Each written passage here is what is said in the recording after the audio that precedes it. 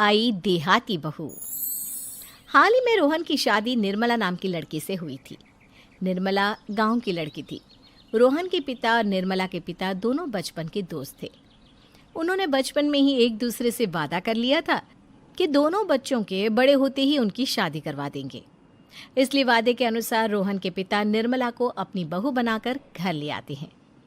निर्मला अपने साथ अपनी गाय भी लेकर आ जाती है और उसे घर के आंगन में बांध देती है। अरे ये क्या माँ, भाभी तो गाय भी लेकर आई हैं हमारे घर में। अभी घर में गाय बंधी देखकर आस पड़ोस के लोग तो हमारा मजाक उड़ाएंगे ना। हाँ बेटा, तू ठीक कहती है, लेकिन क्या करूँ मैं। तू तो जानती है तेरे पिता किसी की नहीं सुनते। अरे ये क्या निर्मला, तुम अपने साथ गाय क्यों लेकर आई हो? आपके शहर में पैकेट वाला मिलावटी दूध मिलता है ना, लेकिन मुझे तो रोज ताजा दूध पीने की आदत है। गाय लाकर मैंने ना बहुत अच्छा किया है। अब हम सब रोज ना गाय का ताजा ताजा दूध पियेंगे।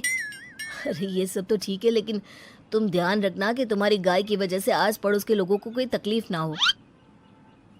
हाँ हाँ, मैं सब देख लूँगी, आप चिंता ना करें। कुछ दिन बीत जाते हैं। फिर एक दिन, चल बहू, आज हमें बाजार से सब्जी खरीदने जाना है। उसके बाद सुनीता निर्मला को बाजार में ले जाती है। सब्जी के महंगे दाम देखकर निर्मला के तो होश उड़ जाते हैं। ये क्या माँ जी, 1000 रुपये की सब्जी, ये तो बहुत ही ज़्यादा है। अब क्या करे बहू, शहर का तो यही हाल है। ना ना ना, मैं इस तरह पैसों की बर्बादी बर्दाश्त नहीं कर सकती। अब से ना हम इस बाजार से सब्जी नहीं खरीदेंगे। हाँ। फिर अगले दिन निर्मला घर के आंगन की मिट्टी खोद कर वहाँ तरह तरह की सब्जियाँ लगा देती है। अरे काव्या, तेरी भाभी तो बहुत अजीब है। उसने तेरे पूरे आंगन को खेत बना कर रख दिया। मेरी समझ में नहीं आता तुम लोग इस लड़की को कहाँ से पकड़ कर लाए हो। अरे सब मेरे पिताजी का किया धरा है। सालों पहले अपने दोस्त से किए वादे के चलते उन्होंने उस गवार को हमारे गले बांध दिया। अरे तेरी भाभी सच में एक नंबर की गंवार है। उसे तो ढंग के कपड़े पहनने तक नहीं आते, ऊपर से उसने तेरे घर को गांव का तबेला बनाकर रख दिया है। उन औरतों की बातें सुनकर काव्या को बहुत बुरा लगता है। फिर वो अपने भाई रोहन से इस बात की शिकायत करने लगती है। रोहन निर्मला को समझाने की बहुत कोशिश करता है, लेकिन निर्मला के आगे उसकी एक नहीं चलती। फिर एक दिन रोहन निर्मला को एक शादी में ले जाता है। सभी मेहमान खाना खाने में व्यस्त थे।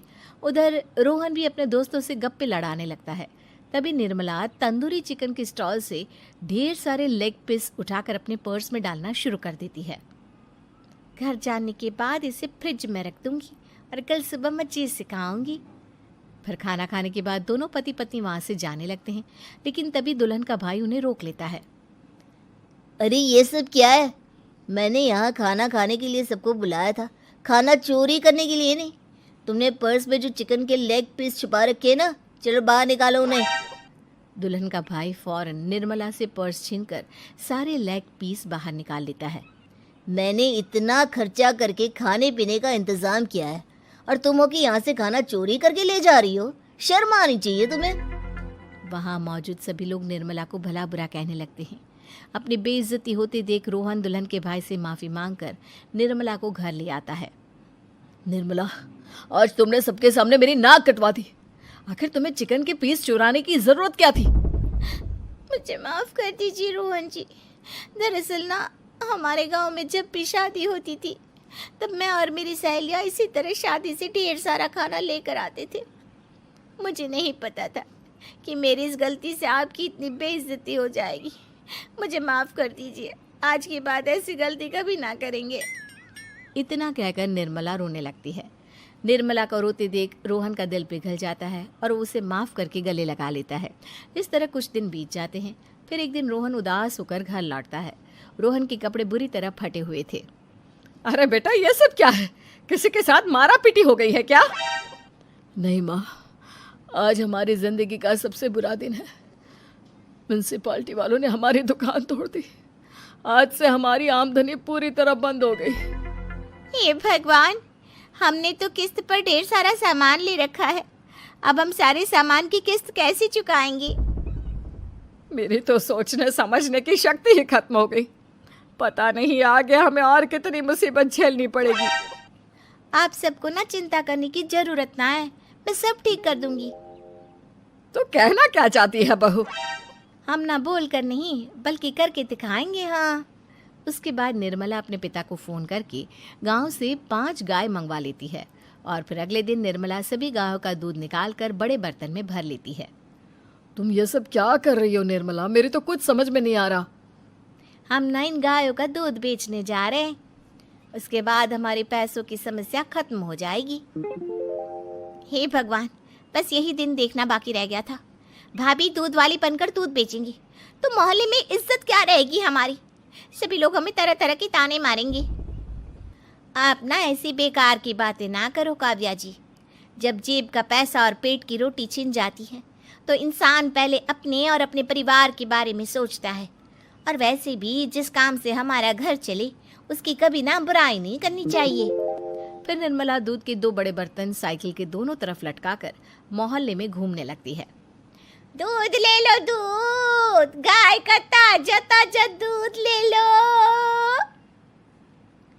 बिना मिलावट का शुद्ध दूध ले लो। चलो चलो आओ भाई, जल्दी ले लो। तभी निर्मला के पास कुछ औरतें आती हैं।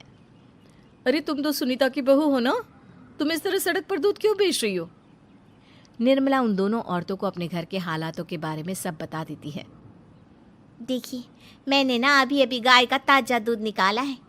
आप सब तो रोज पैकेट का दूध पीती हो, आज गाय का ताजा दूध पी कर देखिए, इसकी ना बात ही कुछ और है। हाँ बहू, मुझे तुम्हारी बात समझ में आ गई। लाओ, मुझे 2 लीटर दूध दे दो। उस औरत की देखा देखी बाकी औरतें भी निर्मला से दूध खरीदना शुरू कर देती है।